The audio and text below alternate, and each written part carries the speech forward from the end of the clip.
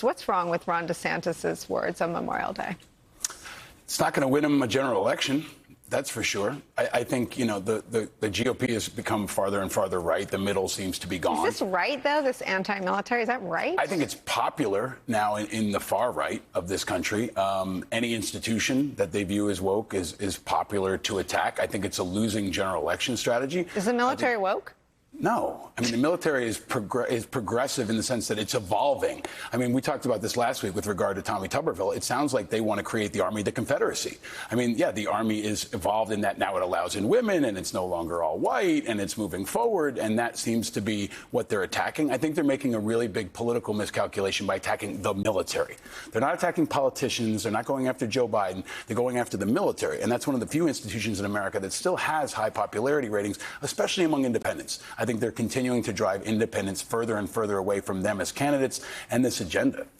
Trump and DeSantis are both anti-democratic candidates. It's a simple, clear declaration. Jeremy is a policy wonk, so he's putting all of the evidence underneath it. But they seek to be leaders of autocratic movements. Trump would have refused to affirm. He wanted to leave NATO his entire presidency. He was held back from doing so, first by H.R. McMaster and Dina Powell, then by John Kelly, by every subsequent chief of staff or national security advisor. I think every one of them writes in their book about my own story about how I saved NATO.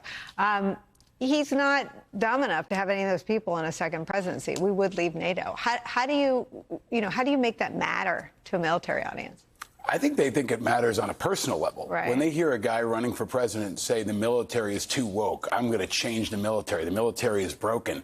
There are men and women sitting on a battleship somewhere seeing that clip on TV saying, it doesn't look broke to me. We're all working together. We're trying to defend America's shores. We're trying to protect against our enemies. And I think they're underestimating how personal that feels for many people who are not just in the military, but the over 20 million people who are veterans in this country. And I think Amy touches on a really important point. Our enemies are celebrating. Every time an American political candidate and a former president of the United States are attacking our military out in the open, Putin loves it. Kim Jong-un loves it. North Korea loves it. China loves it. They want this to continue. This is like a far extended manifestation of Osama bin Laden's dream. He would love to see America attacking its own military out in the open. And every time we do, we're weakening our national security. That hurts morale. And our enemies are celebrating and our allies are worried. People in Ukraine every day are concerned that we're going to pull the plug. And they're deep in the fight right now. Men and women, and maybe one of the most diverse, progressive militaries on the planet, is showing why we need to have a military that continues to evolve. I know the Ukrainians are actively trying to figure out how much time they have to win. Mm-hmm. He's radical. He's ridiculous. He's reckless. He is way out on a limb here, and he's happy to be there. I mean, he's become Senator Redneck.